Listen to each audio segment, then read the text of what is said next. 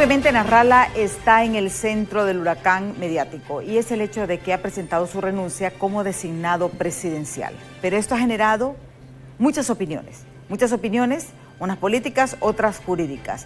Y es que si recordamos, fue la propia presidenta Xiomara Castro que desde el mes de diciembre del año pasado pidió renuncias a sus funcionarios para que participaran en política, porque ella ha sido bastante fuerte en sus declaraciones en el sentido de que no quiere que se utilicen recursos del Estado para activismo político. Pero solamente 7 funcionarios han presentado la renuncia a sus cargos. 7 funcionarios nada más, que van a aspirar a cargos de elección popular. Justamente Salvador Nasrallah, el designado presidencial, presentó su renuncia ayer al Congreso Nacional, a la Secretaría del Congreso Nacional. Todas las bancadas han dicho que van a apoyarle. Pero la pregunta que todos nos hacemos, ¿podría ser inhabilitado Salvador Nasrallah por renunciar? Porque sabemos que es un cargo de elección popular.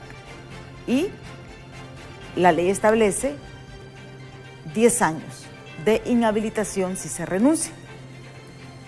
Pero como en Honduras hay que ver también las otras posturas, es interesante este tema. Ya está aquí con nosotros el diputado Eliud Girón, uno de los que sostiene que sí debe ser inhabilitado. Y ya viene en camino la diputada Maribel Espinosa, que como todos sabemos, pues cada mañana es complicado el tráfico aquí en la ciudad capital. Pero antes veamos esta nota de nuestros compañeros de los noticieros Impacto.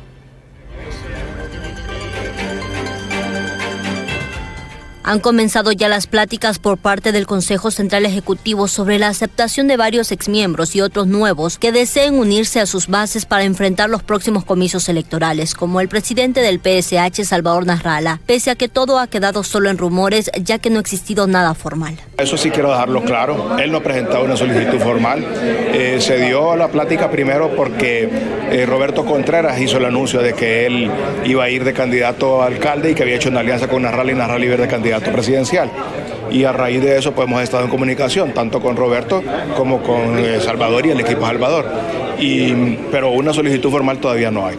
Pero nosotros ya queremos irnos preparando, no solamente por él, sino por si hubieran también otras personas igual que él que pudieran estar en la misma situación. Fíjense que los estatutos no son claros y en consecuencia pues nosotros nos corresponde como Central Ejecutivo interpretar esos estatutos tal como lo establecen los mismos estatutos. Mientras para este analista, en temas de democracia todo es factible. Sin embargo, en este momento pensar en tener como aliado a Salvador Nasrallah no es conveniente para el partido, ya que dentro de sus pretensiones futuras estaría ser el único candidato de una alianza. Recuerde que en primer lugar los estatutos del partido se lo prohíben porque dicen los estatutos que hay que ser militante del Partido Liberal para postularse a un cargo de elección popular. La verdad es que Salvador no podría encabezar esa alianza entre PSH y Partido Liberal porque Salvador es sumamente conflictivo, es muy problemático y no se sabe si va a respetar los acuerdos. Porque recuerde que Salvador un día está de una posición y al siguiente día cambia su posición. O sea, no es un político serio. José Luis Moncada, miembro también del ente rojiblanco, sí está a favor de que toda propuesta que ayude al partido a crecer y acercarlos a la victoria deberá ser aceptada. Mira, en política y en democracia todo es viable y posible, así que la coyuntura política tal vez nos lleva a escenarios que sean interesantes, no solo para el Partido Liberal, sino que para la democracia. Pero puede ser, como Jorge Calix, Salvador Nasrallah, pueden ser opciones interesantes para la democracia en Honduras y el Partido Liberal y sus autoridades van a analizarlo mejor. Por su parte, Rosenthal añadió que hasta el momento el alcalde de Choluteca, Quintín Soriano, el empresario Gusín Guerrero y el doctor Hubert Cooper son los 3 precandidatos presidenciales que tiene el partido. Con las imágenes de Marvin Andino les informó Janet Flores. Y es que como sabemos, el tema político está en su mejor momento. Pero la cuestión es que ayer Salvador Nasrallah presenta ya su renuncia como designado presidencial. Aquí está el diputado Eliud Girón y también está la diputada y abogada Maribel Espinosa. La situación es que muchos consideran de que va a ser inhabilitado porque la ley así lo establece.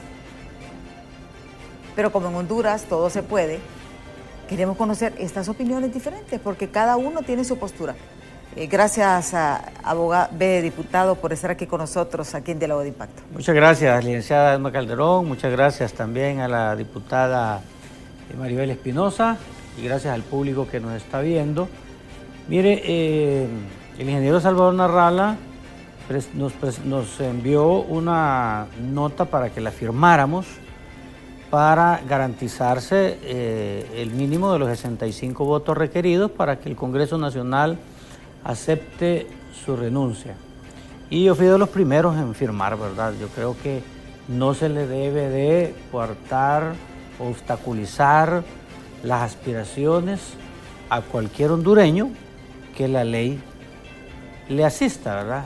Y en este caso, Salvador Narrala, que enésimas veces, bueno, ya nos tiene cansados con ese cuento que va a renunciar y que va a renunciar, pues ya tiene las firmas.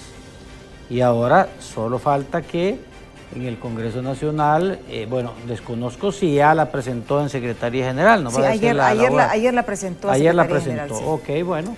Entonces significa que ya tiene más de 65 votos y va a ser aceptada en el Congreso Nacional sin mayor problema.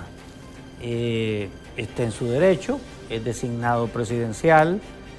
La presidenta no le pidió la renuncia a él. Él le pidió la renuncia a los funcionarios públicos, a los que dependen del Poder Ejecutivo, a los que fueron puestos por la confianza que le tiene la presidenta y firmó su acuerdo, a los secretarios de Estado, a los viceministros, ministros y otros cargos. Pero los servidores públicos, que somos electos por elección popular, tal cual lo fue el ingeniero Salvador Narrala, que él entró en la fórmula de libertad y refundación, él entró bajo la bandera de libertad y refundación, estaba la fórmula presidencial, Xiomara presidente, con sus 3 designados, con la bandera de libre. Así entró Salvador Narrala, no entró con la bandera del PSH. En consecuencia, él renuncia, tiene que hacerlo también ante su jefa, ¿verdad?, que es la presidenta de la República, la renuncia ante el pueblo hondureño, que en este caso sería ante sus representantes del pueblo que están en el Congreso Nacional. Ha habido una confusión porque la ley del 2005, la ley electoral anterior, decía claramente que aquel que era electo por voto popular quedaba inhabilitado por 10 años. Sí. Pero la ley electoral fue reformada en el 2021. ¿Qué sucedió en el 2021? Como fue aproximadamente ya a mediados meses antes de las elecciones, no dio chance en el fervor electoral, no dio chance de socializarla. Entonces nos quedamos con la ley anterior en nuestro imaginario de que una persona queda inhabilitada por 10 años cuando es electa popularmente, cuando renuncia. Sí, aquí está también la diputada y abogada Maribel Espinosa, porque yo creo que es importante aclararle al pueblo. Yo sé que todo el mundo opina, pero ya lo que tenemos como ley, o sea, ¿le cabe la inhabilitación o no, diputada, al designado Salvador Narrala? Bueno, buenos días, diputado. Enma, gracias por esta invitación, me encanta venir a su programa. Yo le solicito respetuosamente que me dé el espacio para referirme un poco a lo que ha señalado el diputado. Sí. En primer lugar, felicitar a la señora presidenta. ¿Por qué? Porque ella está haciendo lo correcto. A todo aquel que quiera ir a cargos de elección popular, que renuncie. Eso es lo correcto. Salvador Narrala es otro servidor público. En ese sentido, si él tiene aspiraciones, el procedimiento es ese, lo que acaba de decir el diputado. Sin embargo, yo sí quiero pronunciarme que ese es el retroceso en el que hemos venido. Para mí, debió de mantenerse, y no lo digo por Salvador Narrala ni por nadie, debió mantenerse la inhabilitación porque eso le permite a los gobernantes concluir su periodo con sus equipos. Y quienes van al gobierno van a cumplir una función pública y ya saben que no pueden participar en política. Pero el haber dejado eso derogado, lo que permite es la politización.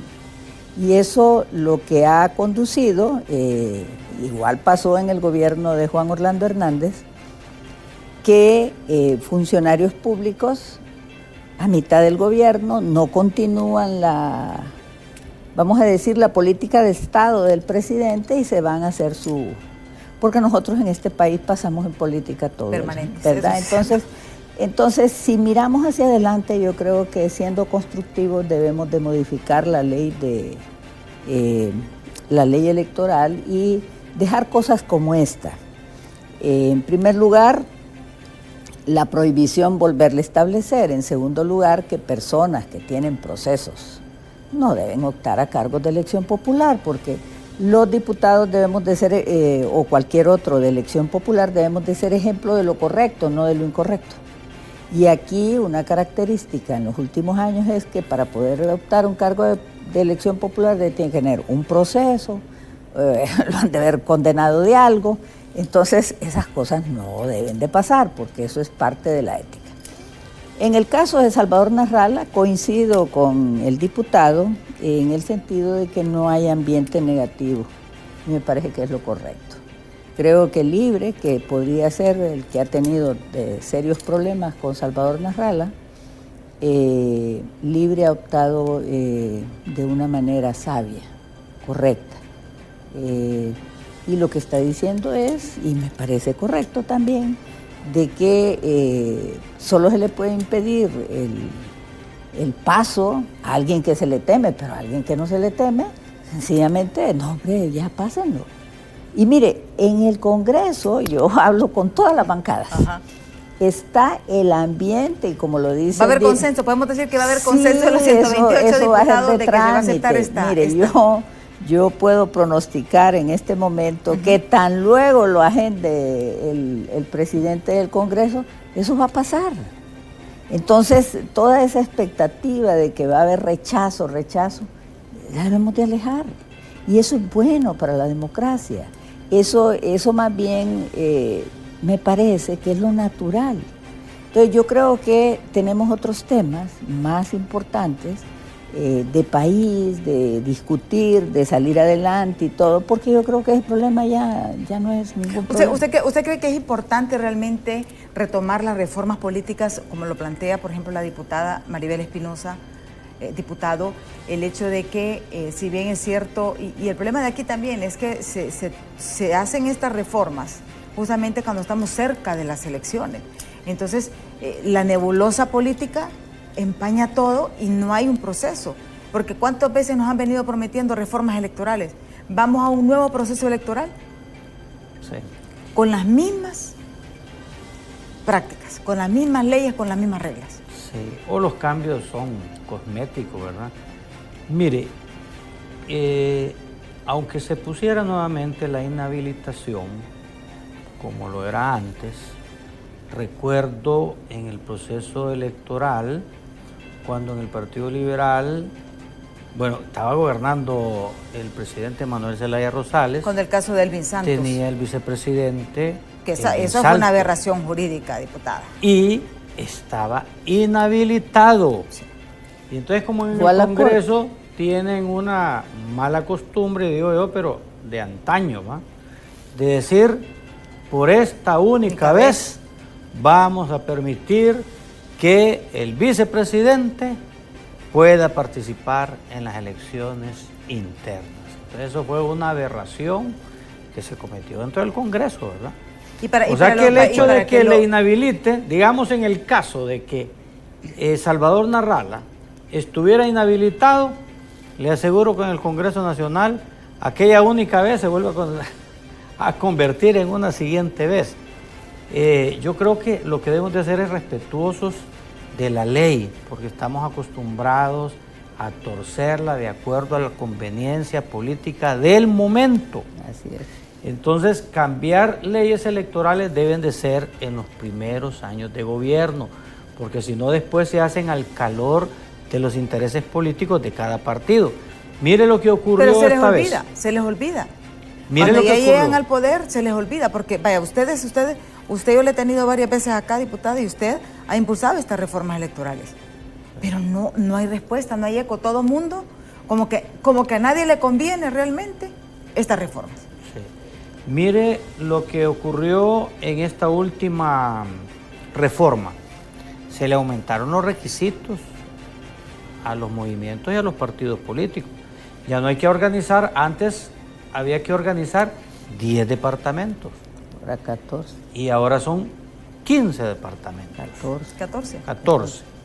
Antes eran 150 municipios de los 18, de los 150 municipios de los 298. Ahora hay que organizar 200 municipios, o sea que cada vez se le van poniendo más requisitos, ¿verdad? Y todo con el fin de obstaculizar de que otros movimientos, de que otros partidos surjan y tengan mayor dificultad. Pero fíjese que finalizo con eso, recuerdo yo al finado luchador social de derechos humanos, al doctor Ramón Custodio López. Sí. Recuerda que él tuvo intenciones, él creo que era de afiliación liberal, y él tuvo intenciones de conformar su propio partido político. Recuerdo que se llamaba Pueblo, con H al final. Y a él le pedían una serie de requisitos. Él se fue al Parque Central a recoger la firma y al final no logró. Esto creo que fue en los años 90, por ahí, finales de los 90. Y no logró inscribir su partido. Ahora que y era una figura reconocida, luchador de derechos humanos desde la década de los 80, fue después comisionado nacional de derechos humanos, y él no pudo inscribir su partido. De ahí los otros partidos, muchos de ellos fueron fundados o creados por decreto legislativo. Por ejemplo, cuando el expresidente ya fallecido también, Rafael Leonardo Callejas, él, cuando hizo una amnistía para que vinieran los exiliados políticos, principalmente de la izquierda en ese entonces, les prometió un partido político y se creó por decreto legislativo el Partido Unificación Democrática UD. ¿Se acuerda que de ahí salió Matías Funes, que va descanse, el señor España y otros? O sea que hay otra forma de crear partidos también. Libres también. Y burlando los que son los requisitos. ¿Libre a también, nosotros? Diputada? Sí, libre también. No, a nosotros nace de una crisis política, y en eso yo quiero ampliar. Y fíjese que eso es sano para la democracia. Libre nace a raíz de la crisis del 2009. Un golpe de Estado. Correcto, y nace a raíz de esos eventos que dividieron profundamente, especialmente el Partido Liberal. Y obviamente en los acuerdos está eso, ¿verdad? Que el nacimiento de ese partido, y así se le dio la inscripción al Partido Libre. Mire, yo quisiera ampliar lo que él dice.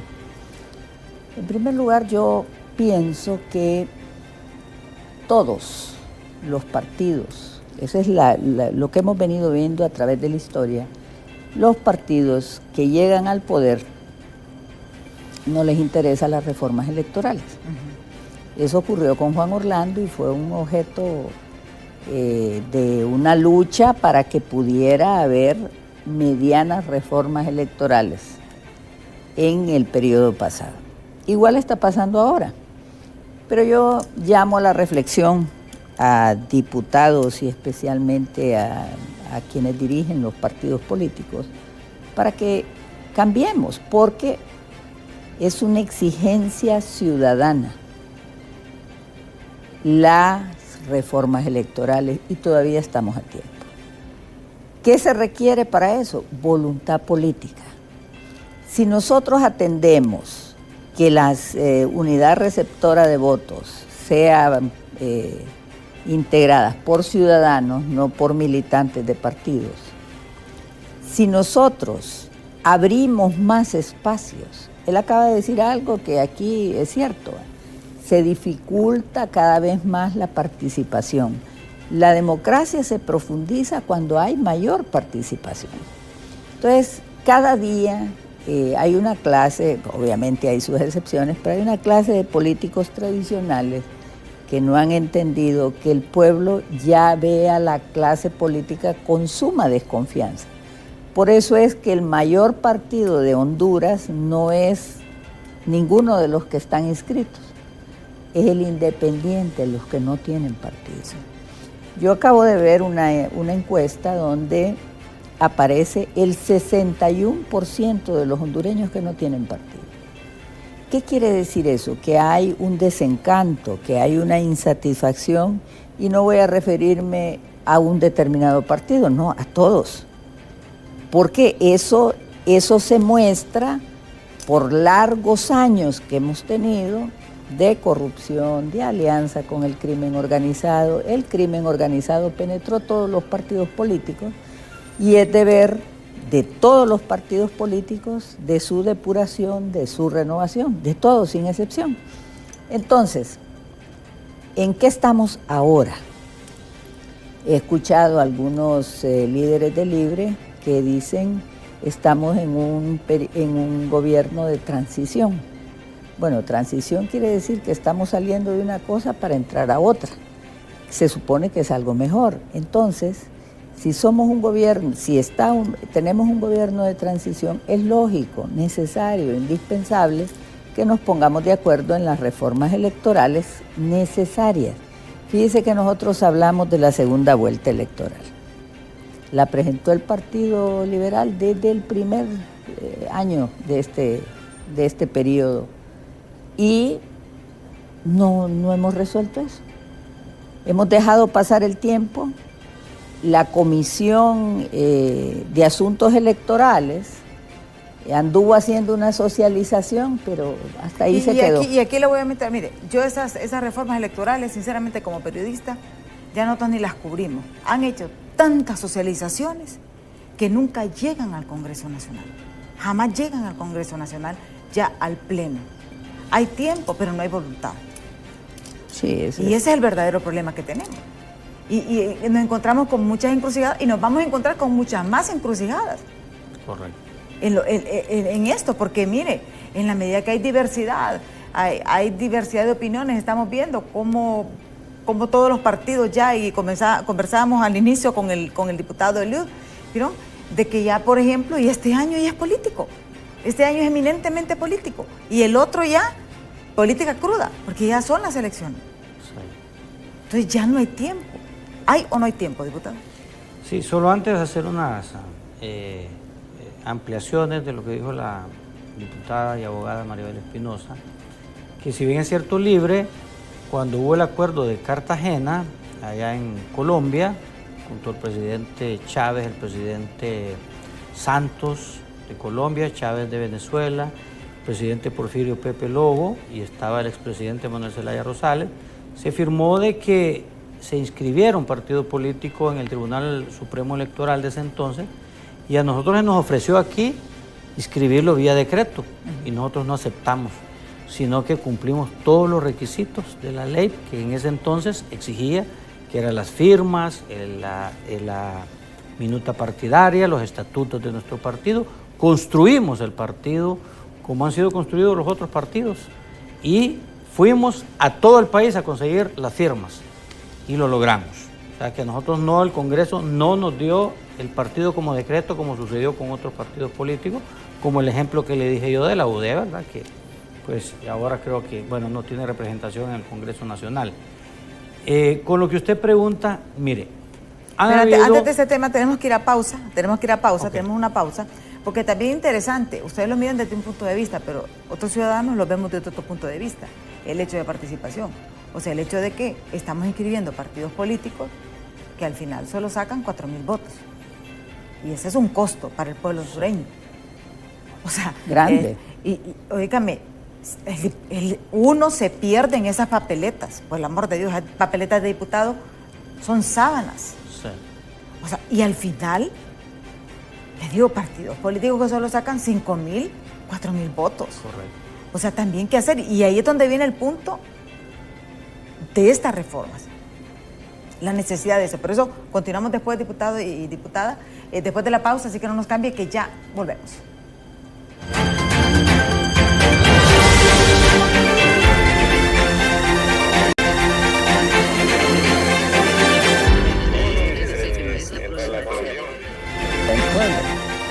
Estamos aquí conversando, dialogando con el diputado Eliud Girón y la diputada Maribel Espinosa.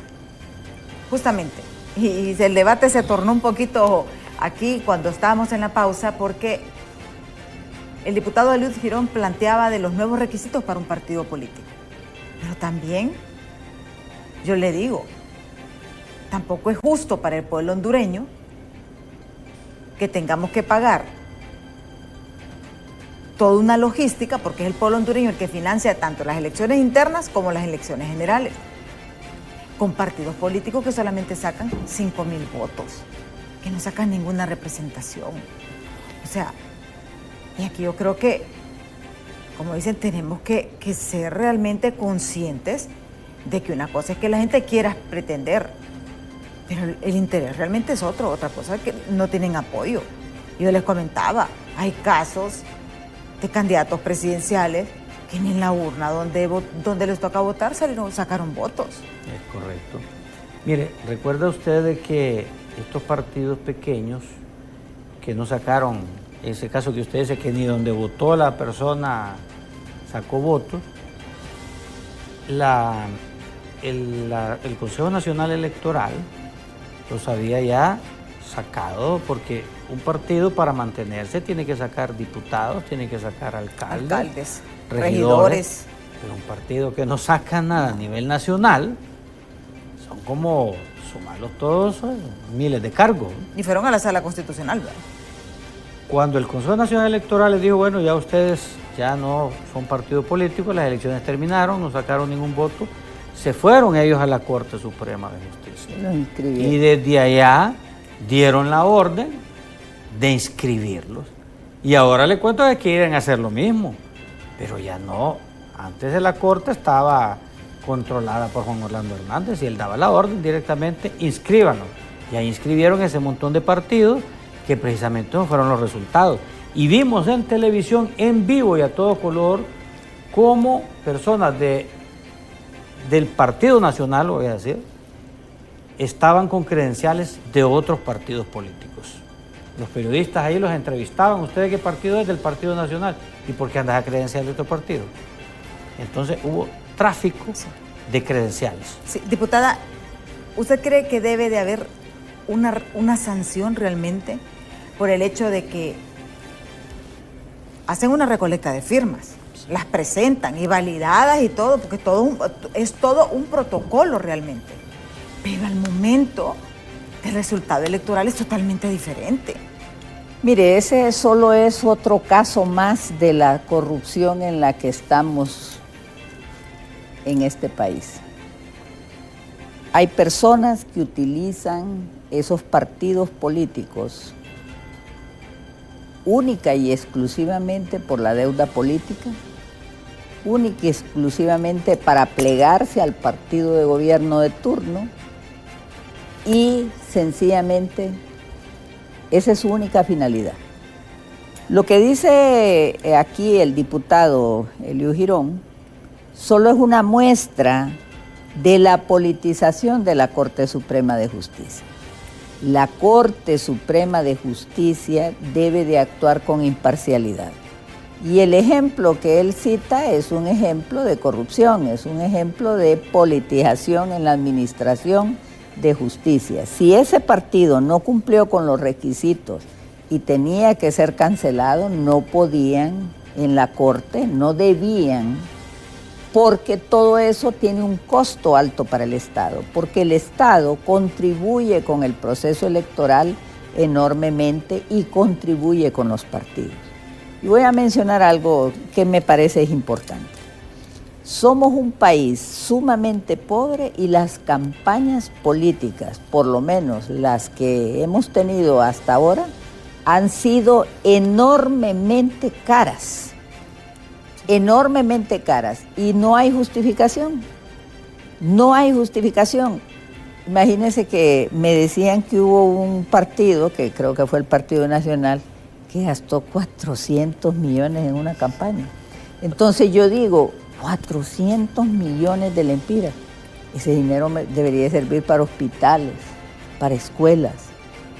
Yo soy de la opinión que deberíamos delimitar, poner un techo a las campañas políticas y que debemos ir a la austeridad.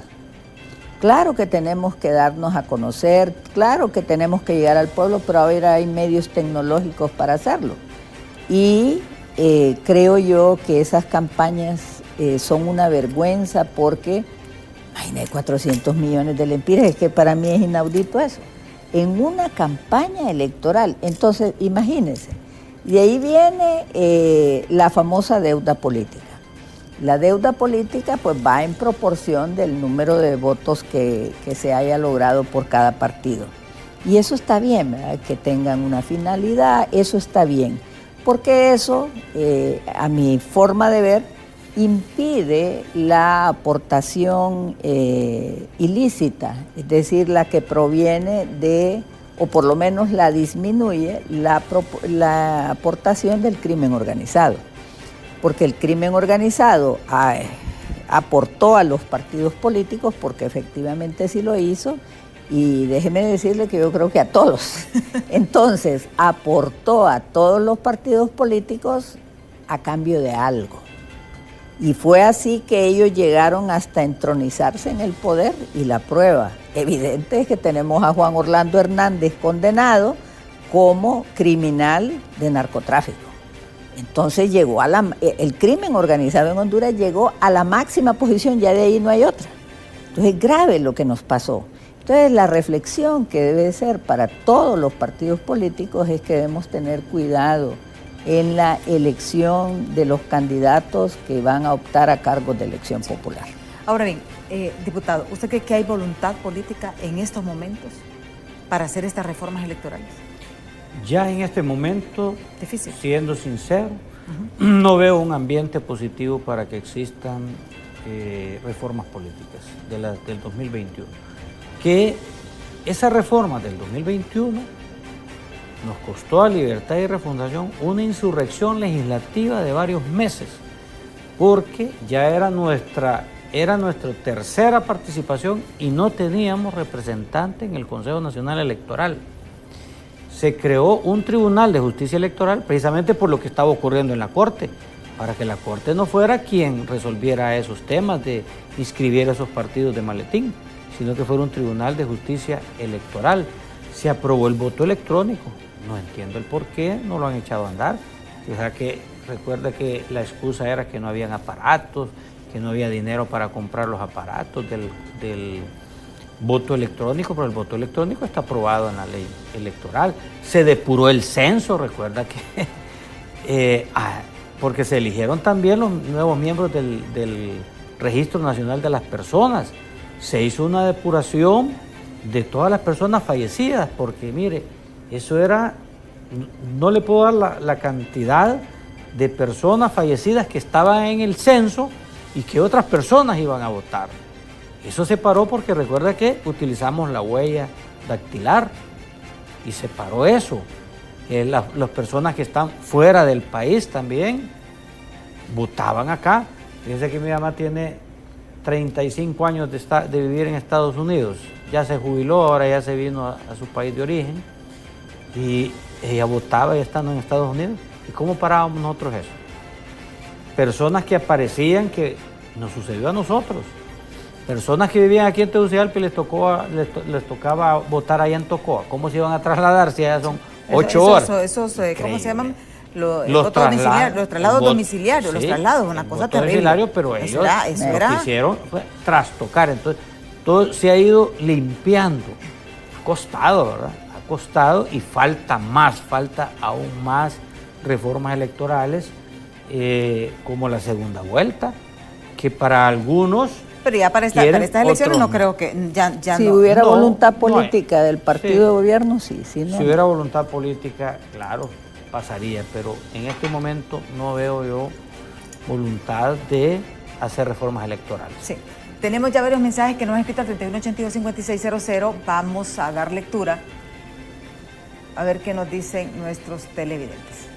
Dice, buenos días, licenciada Amy, a sus invitados. La única oportunidad que tuvo de ser presidente se la robó y va a donde vaya, no le veo oportunidad alguna. Él mismo se alejó del pueblo con sus acciones equivocadas y una de ellas fue unirse al BOC, que es o era una banda delictiva. Aprovechando la oportunidad, quisiera preguntar al diputado Eliud cómo ve el proceso del Congreso con respecto a la traída Sisi. Ahora es cuando más la necesitamos, ya que los nacionalistas ya andan pidiendo perdón por los latrocinios cometidos por estos. Ya vienen las elecciones y tendremos en cuenta quiénes han hecho mal y bien, es lo que nos dice este televidente. Vamos, señoras y señores diputados, seguimos esperando las reformas a la ley del INPREMA después de 2 años de gobierno, recordándoles que es una promesa de doña Xiomara Castro y aún no se ha cumplido, nos escribe Francisco Maldonado desde Choloma. Y mire que Francisco, siempre que viene alguien del gobierno o algún diputado de Libre, saca ese reclamo del INPREMA. ¿Y para cuándo se van a bajar el sueldo de los diputados y los suplentes y rebajar el número por lo menos a 60? Son una clase parasitaria del Estado. Mire, dice, esa opinión de que la clase política es parasitaria en este país, es una opinión que no podemos negar que está en miles de hondureños.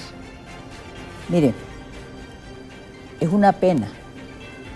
Es una pena porque creo que la clase tradicional política no ha entendido que somos servidores públicos, no llegamos al poder o a la posición que el pueblo nos ha designado a servirnos del poder. Y eso es lamentable. Yo quiero hacer una mención de muestras individuales.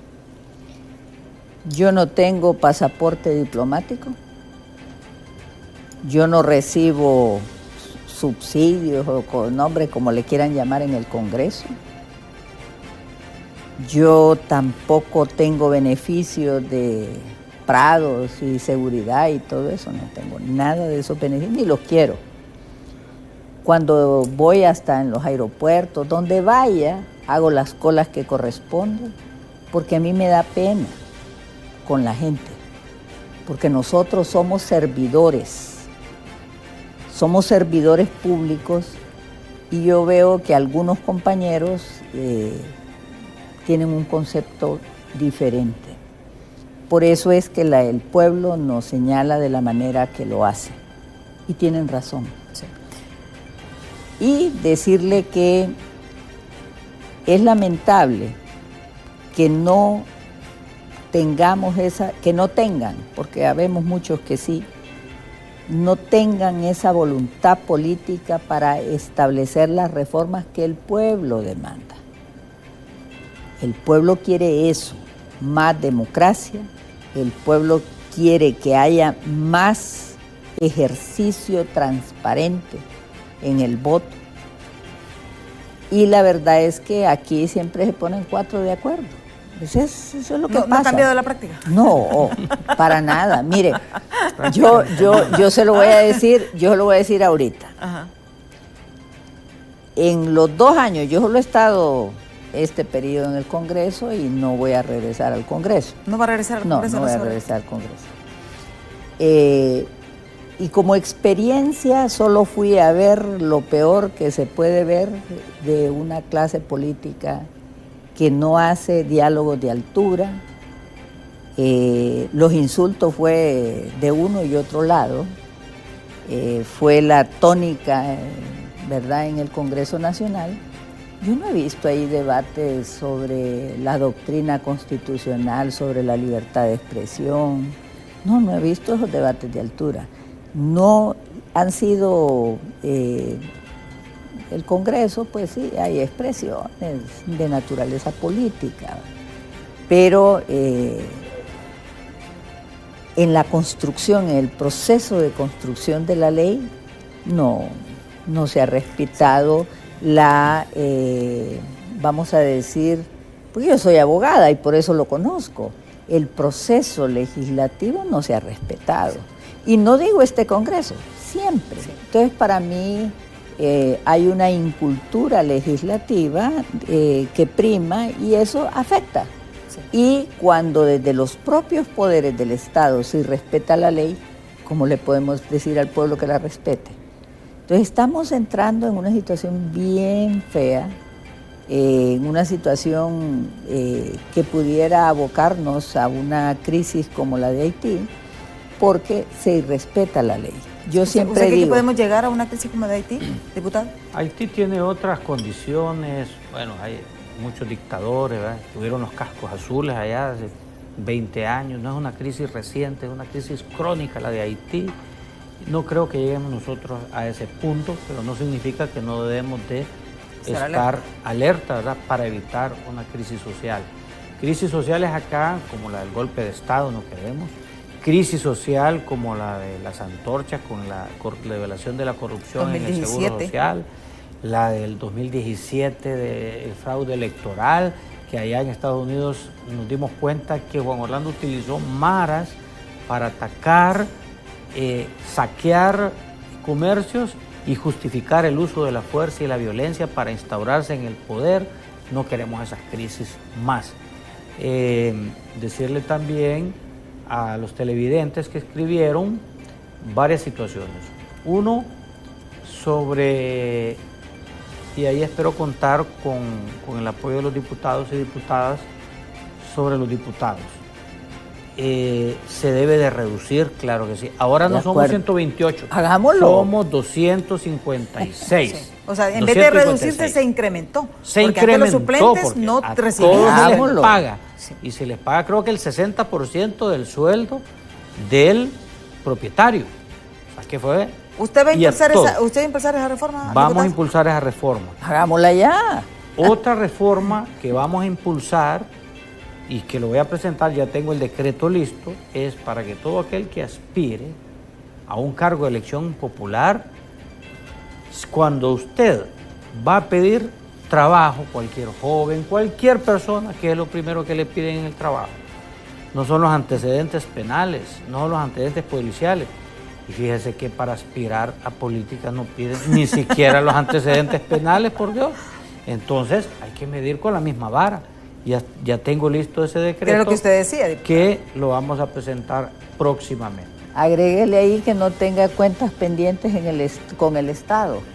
Agréguele que no tenga procesos en el Tribunal Superior de Cuentas, que no tenga investigaciones. Mire, y de eso estamos hablando. Solo voy a concluir. Sí, disculpe. Y la otra situación que preguntaba el público es sobre los maestros, la ley de Imprema. Sí. Se están haciendo los esfuerzos, hay una deuda con los maestros histórica. El Partido Nacional cometió demagogia antes de dejar el poder. Bueno, nos dejó 256 diputados, nos dejó deuda, se pagan 78 mil millones, este año se van a pagar 78 mil millones de lempiras en deuda pública, entre pública y el exterior, que se debe haber utilizado en escuelas, se debe haber utilizado en salud, pero que aún así se están cumpliendo los compromisos. No estamos en deuda con ningún país, con ningún fondo internacional, estamos pagando las deudas y además cumpliendo los compromisos, ¿verdad? De infraestructura, de salud y educación, con dificultad, pero lo estamos haciendo. Pero con los maestros vamos a pagar esa deuda con esa reforma. El Partido Nacional dejó una ley aprobada de las 60 rentas en el Imprema, 60. Entonces, eso, de acuerdo a los actuarios del Imprema, dice que eso quebraría el Imprema, pero estamos haciendo los estudios para beneficiar al maestro jubilado. Va a haber respuesta, ¿verdad? Y otra situación que preguntaron ahí sobre la CICI. Mire, hablaba yo con la diputada Xiomara Hortensia Zelaya, más conocida como la Pichu, sobre el decreto que ella presentó en el Congreso Nacional para que la CICI tenga rango constitucional, para que la CICI tenga independencia, pero para eso se necesitan 86 votos y no hay ambiente en el Congreso Nacional para probar de que la CICI tenga ese rango constitucional. Pero que vamos a cumplir nuestra promesa de campaña de que venga la CICI para que investigue los gobiernos anteriores, incluyendo nuestro gobierno, lo vamos a hacer. Claro que lo vamos a hacer. Bueno, diputado, usted quería acotar unas cuestiones al listado de requisitos que deben de tener los políticos. Sí, decía que debe de ampliar los requisitos para ser diputado y que se establezcan valores éticos, que no hayan procesos en el Tribunal Superior de Cuentas, que no hayan investigaciones, que no tenga procesos en curso, ¿verdad? O investigaciones en curso. Mire, pero yo sí quiero referirme a la CICIG. Yo en eso disiento completamente con el diputado Girón, porque en mi opinión no hay voluntad política para que venga la CICIG. Y esa voluntad política de que no venga la CICIG, bajo el esquema que Naciones Unidas ha propuesto, está expresamente señalada en el decreto 4/2022, donde solo se le pide a Naciones Unidas que sea asesora, nada más. Pero Naciones Unidas lo que requiere es independencia y autonomía y ser ellos que manejen el proceso. Tampoco estoy de acuerdo con la reforma constitucional que presentó la diputada Zelaya, porque es incorrecta desde el punto de vista eminentemente constitucional. Usted no puede integrar a la Constitución un órgano temporal que no es del estamento jurídico hondureño. Eso es un absurdo desde el punto de vista jurídico, constitucional. ¿Qué se necesita para que venga la CICIG? 2 palabras: voluntad política, igual como para las reformas electorales, voluntad política. Entonces, yo he hecho un análisis serio, objetivo, y puedo decirle que no necesitamos tanto excusa. Si realmente se quisiera la CICIG, la MASIG fue 8 meses para que viniera la MASIG. Fue la presión social. Pero la CICIG debería de haber estado a 3 o a 6 meses. La CICIG no va a venir en este gobierno, no creo. Ya he visto funcionarios del actual gobierno diciendo que no se ocupa que vengan extranjeros. Yo sí soy de las que opino que tiene que venir la CICIG, porque la corrupción está en los círculos más altos del poder en Honduras. Y es difícil realmente. Entonces, dígame, sí, ahí ahorita, y le voy a anticipar, ¿qué es lo que van a hacer ahorita? Van a hacer así shows pequeños. Si la corrupción está en el Ministerio Público, la corrupción está en la Corte Suprema. Eso no ha cambiado, porque para eso hay que tomar decisiones serias, para cambiar todo eso. Mire, usted va a ver que ahora hay, por lo menos esa parte sí tengo que reconocer, ya hubieron algunos requerimientos contra fiscales. Pero, mire, esto es que todo el país está mal. Entonces, ¿quién tiene que cambiar primero? Somos nosotros, la clase política, porque es la clase política la que ha contaminado las instituciones. Sí. Y mire que el tiempo se nos ha agotado y el tema de la CICIG tendríamos que hacer otro programa, porque tiene que ser otro programa, pero para que vean ustedes que todo al final está concatenado. Y como dicen, ambos coinciden. Lo que hace falta es voluntad política. Ojalá que se logre, que es lo que esperamos los hondureños. Viene un nuevo proceso electoral y yo le decía al diputado justamente, ahora se van a someter al escrutinio público. La gente ahora está más consciente, el votante está más consciente y está viendo lo que están haciendo, está viendo si le cumplieron o no la promesa. Recuerden, ya el otro año es electoral, eminentemente. Sí, me resta pues agradecer al diputado Eliud Girón. Gracias, diputado. Gracias a la licenciada Edma Calderón, gracias también a la diputada y abogada Maribel Espinosa por haber compartido este foro de altura y decirle al pueblo hondureño que se están haciendo los mayores esfuerzos para que la CICIG venga, que qué bien que una diputada de oposición reconozca que la justicia está mejorando, que el Ministerio Público esté funcionando. Eso es lo que esperaba el pueblo hondureño. No ha sido fácil para elegir al nuevo fiscal, fue muy difícil, estuvo paralizado el Congreso Nacional varios meses, pero se ha logrado y ahora estamos cosechando frutos de justicia que son tantos, dijo el CNA, que son 1.200 denuncias de corrupción. Tiene mucho trabajo que hacer el Ministerio Público y esperemos que lo haga. Diputada. Bueno, decirle al pueblo de Honduras que seguimos en un país en crisis, la corrupción sigue y el reto es enorme. Las instituciones todavía no dan muestras de la independencia que se requiere para luchar contra la corrupción. La CICIG es indispensable y tenemos que luchar porque esta venga, aunque en mi opinión no vendrá en este gobierno. Vamos a esperar, como dice, solo es cuestión de tiempo, saber realmente quién tiene la razón. Pero lo importante es que el pueblo se mantenga vigilante, expectante de lo que está ocurriendo, así como lo mantenemos nosotros aquí en los noticieros de Impactos, dándole seguimiento a cada uno de los hechos políticos que están sucediendo en el país. A ustedes, televidentes, 1.000.000 de gracias por su sintonía. Le reitero mi agradecimiento a los diputados Eliud Girón y también a la diputada Maribel Espinosa por habernos acompañado. Ya está Annie Catherine con toda la información del momento aquí en Diálogo en Hola Honduras. Yo, si Dios quiere, les espero mañana en punto de las 7 de la mañana aquí en Diálogo de Impacto. Hasta mañana.